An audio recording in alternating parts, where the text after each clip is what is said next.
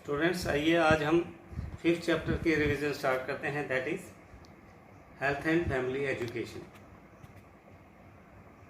Students, जैसे ही ये chapter हमारा कंप्लीट होता है तो मैं चाहता हूँ कि हाफ पोर्शन के हमने रिवीजन कर दिया है, मैं इस हाफ पोर्शन के टेस्ट लेना चाहता हूँ। जो स्टूडेंट्स इसमें विलिंग होंगे, जो इंटरेस्टेड होंगे, वो अपनी विलिंगनेस दे देंगे। मैं आपको एक टाइम बता दूंगा या आप मुझे टाइम बता देंगे कि मैक्सिमम स्टूडेंट किस टाइम पे अवेलेबल होते हैं, तो उसी के हिसाब से हम इसका टेस्ट लेना चाहते हैं। हाफ पोर्शन हमने रिवीजन जो है जैसे ही कंप्लीट हो जाती है तो सबसे पहले आता है concept of health. What is mean by health? Health doesn't means our body is free from any type of disease. That could be one of the reason. Health का मतलब ये नहीं है कि हमारे शरीर में, हमारे जिस्म में कोई रोग नहीं है। हम किसी के सॉरोज एंड हैप्पीनेस को शेयर नहीं करते हैं तो we are not healthy person. If we are not social, आजकल तो कोरोना ने सोशल डिस्टेंसिस कर दी, अदरवाइज ये कहा जाता था कि जैसे जैसे हम अपने आप को डेवलप कंट्री की तरफ लेते जा रहे हैं तो हमारे बच्चे जो हैं अनसोशल होते जा रहे हैं, मीन्स अपनी फैमिली से दूर होते जा रहे हैं। उनको वो जो अफेक्शन है, जो मदरली अफेक्शन है, वो जो अपने पेरेंट्स के लिए जो एक मार्क ऑफ रेस्पेक्ट और वो जो सिंपैथी और अफेक्शन, वो धीरे धीरे कम होती है। हम किसी की खुशी में शेयर नहीं कर सकते, हम किसी के गम में शेयर नहीं कर सकते हैं। इसका मतलब वी आर नॉट हेल्दी।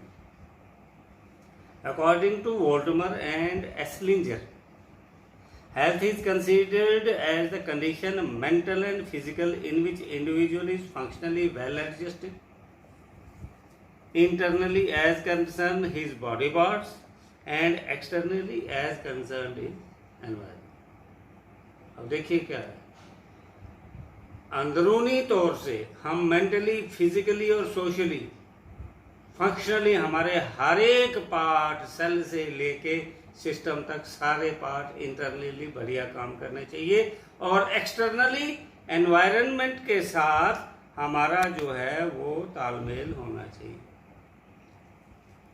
अब एनवायरनमेंट के साथ हमारा तालमेल, जैसे हमारा धर्म भी कहता है कि 5 तत्व जो air, water, sky, this heat, ये 5 तत्व जो इस वातावरण में पाए जाते हैं, इन्हीं 5 तत्व से हमारा शरीर भी बनता है, तो इनके साथ हमारा कोऑर्डिनेशन होना चाहिए।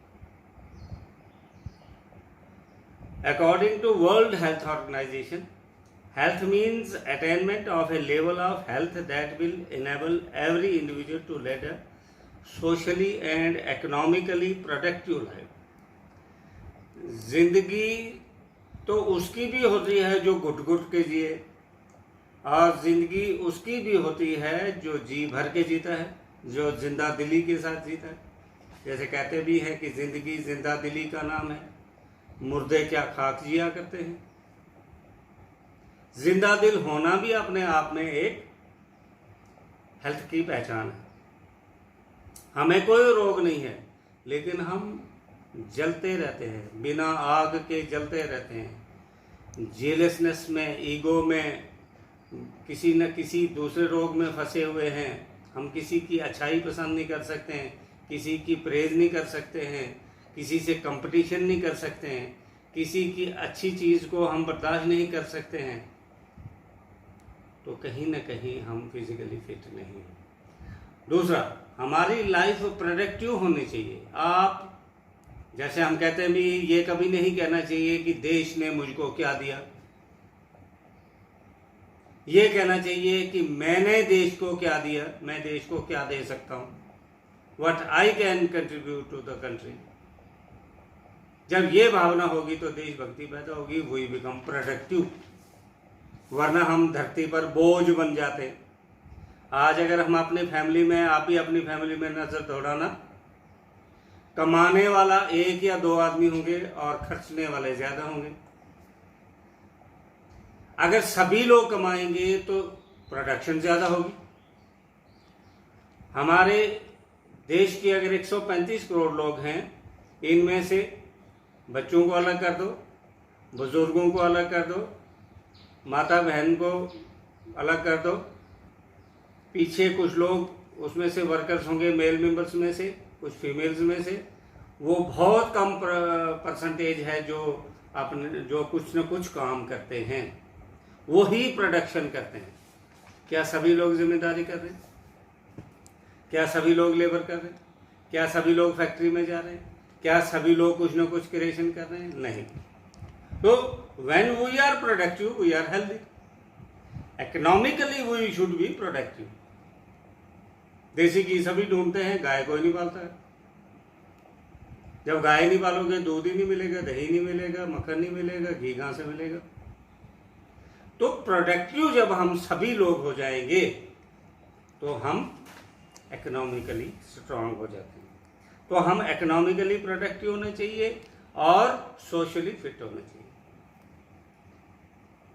वेबस्टर कहता है कि health is the condition of being sound in body, mind and spirit. हमारी आत्मा, हमारा माइंड, हमारी बॉडी ये फ्री फ्रॉम डिजीज हो। अब आप कहेंगे जी आत्मा में कौन सी बीमारी लगती है?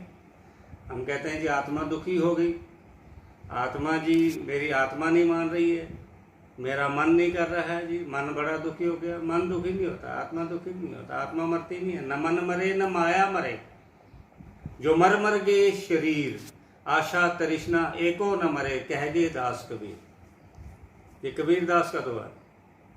तो जब हम मन से भी, तन से भी, मानसिक रूप से भी स्वस्थ होंगे, कोई किसी के लिए नफरत नहीं, कोई घृणा नहीं, कोई कुछ नहीं, तो वो यार हेल्दी पर्सन। ये डेफिनेशनें देकर मैं आपको असाइनमेंट आज देता हूँ कि आपने अपनी कैलकुलेशन करनी है कि मैं हेल्दी हूँ, मुझ में क्या क्या है और मुझ में क्या क्या कमी है। जो कमी होगी उसको प्रयास करना ठीक करने की, तो एक दिन आएगा कि आप ऑलराउंड बेस्ट जो है आपकी हेल्थ हो जाएगी। Now health education means any education that makes you healthy, जो हमें हेल्दी बनाने में प्रयास करें। मैंने आपको बता दिया कि हेल्थ की डेफिनेशन क्या है। हेल्थ की डेफिनेशन ये नहीं है कि हमारी बॉडी फ्री फ्रॉम डिजीज है। हम मानसिक रूप से, सोशली, इकोनॉमिकली, हर तरह से अगर हम ऑलराउंड फिट हैं, we are healthy, and that education which makes us healthy in all aspect of life, that is health education. Health education doesn't mean कि 2-4 बीमारियों का कंसेप्ट दे दिया, ये कोरोना है जी, इसके लिए आपने ये इम्यूनाइजेशन करनी है, आपने ये इसमें सैनिटाइजर यूज करना है, तो फिर हम कहेंगे जी हेल्दी हो गए। नहीं, ये एक फैक्टर हो सकता है। मानसिक रूप से हमारी जो थॉट्स हैं वो भी पॉजिटिव होनी चाहिए, कंस्ट्रक्टिव होनी चाहिए, प्रोडक्टिव होना चाहिए। एक आदमी किसी से कुछ नहीं कहता है, कोई रोग नहीं है उसको, लेकिन वो घर में ही बैठा रहता है, वो किसी की जो है साथ नहीं मिलता है, किसी के दुख